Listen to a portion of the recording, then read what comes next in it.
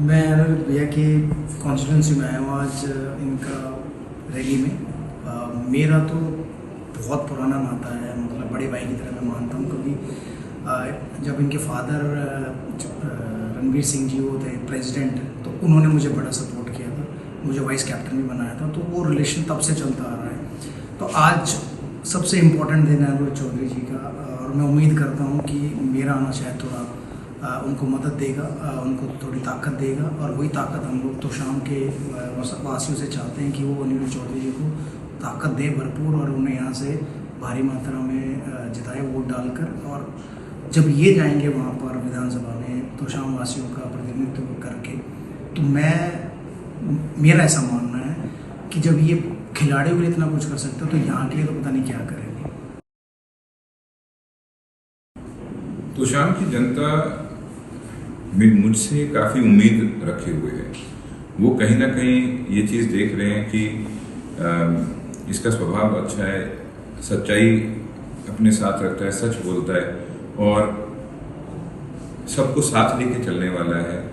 और साथ के साथ में मैं जिस परिवार से आता हूँ उनको ये भी उम्मीद है कि जो काम जिस तर्ज पर वो यहाँ चाहते हैं वो करने में मैं सक्षम होऊंगा, ये ऐसा उनका मानना है। और मेरे हिसाब से मैं उनकी उम्मीदों पर खरा उतरूंगा। देखिए, मैं तो एक किस्से में अगर बयां करना चाहूँ, हम लोग एक बार 2011 वर्ल्ड कप के जीतने के बाद इंग्लैंड टूर पे गए थे, और वहाँ पर बर्मिंघम में एक दंगे हुए थे।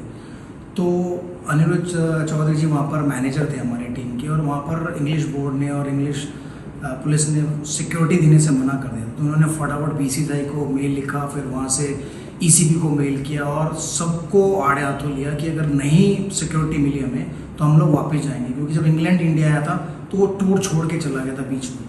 तो वही इन्होंने सारा, हालांकि अगर ये नहीं भी करते तो भी शायद वो चल जाता अगर सिक्योरिटी में मना मिलती, बट इन्होंने सोचा कि ये 15 खिलाड़ी अब मेरी जिम्मेवारी हैं, और अगर कुछ हो गया किसी भी खिलाड़ी को तो मेरे ऊपर बात आएगी। तो उसको ध्यान में रखते हुए उन्होंने वहाँ पर 1 घंटे के अंदर हमारे लिए सिक्योरिटी अरेंज करवाई। तो मैं कहता हूँ कि भाई, अगर ये तोशामवासी इन्हें जिताते हैं तो जब ये हम प्लेयरों के लिए कुछ कर सकते हैं तो आपके लिए तो पता नहीं क्या करेंगे। मैं और एक चीज़ बड़ी अच्छी है कि जो है इनके दिल में वो इनके मुंह पे है। तो अगर जो ये बोलते हैं सच्चे हैं, ईमानदार हैं, बीसीसीआई में इनकी जो रेपुटेशन है वो ये है कि भाई ये ईमानदारी से काम करते हैं, और इतने सालों से हरियाणा क्रिकेट एसोसिएशन चला रहे हैं। तो मुझे कभी तक आज तक कोई शिकायत नहीं है, क्योंकि मैं भी हरियाणा का हूँ, लेकिन खेला दिल्ली से हूँ। लेकिन मेरा जो क्रिकेट का कैरियर ख़त्म हुआ वो हरियाणा से हुआ, क्योंकि मैं चाहता था कि 1 साल मैं ज़रूर यहाँ से क्रिकेट खेलूँ। तो प्यार इतना है इनका, तो मुझे लगता है कि तोशामवासी ज़रूर उस प्यार को देखेंगे और इनको अपनी ताकत देंगे। मैं इस चीज़ को लेकर एकदम आश्वस्त हूँ कि चुनाव में यहाँ से कांग्रेस पार्टी जीतेगी। और उसका कारण ये है कि पिछले काफ़ी समय से किसानों को बहुत समस्या रही है, और मौजूदा सरकार किसानों की समस्याओं का समाधान करने में विफल रही है। और साथ ही साथ में कई ऐसी चीज़ें हैं जिससे जनता परेशान है। और अगर मैं आपको कहूँ, यहाँ पर पानी की बहुत भारी समस्या है, पीने के पानी की, नहरी पानी की समस्या है, और इन समस्याओं का अब तक सरकार समाधान नहीं करा पाई है।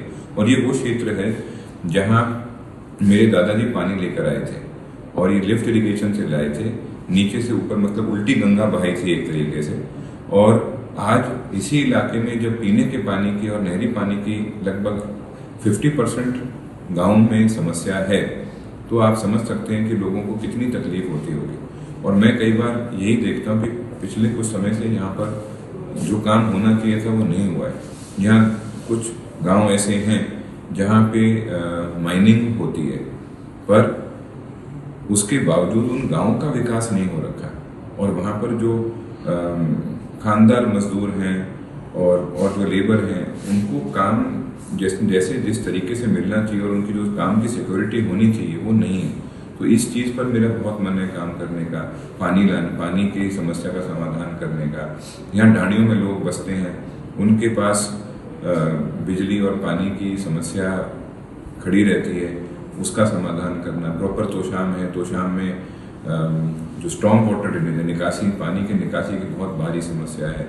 वहाँ जाम लगते हैं, वहाँ का बाईपास बनना चाहिए। इस तरह बहुत सारी ऐसी चीज़ें हैं जिनका समाधान करना ज़रूरी है, और मैं ये मानता हूँ कि उनका समाधान तभी किया जा सकता है जब सच्चे मन से और इस सच्ची नीयत से उस काम को लिया जा सके, उस काम का बेड़ा उठाया जा सके।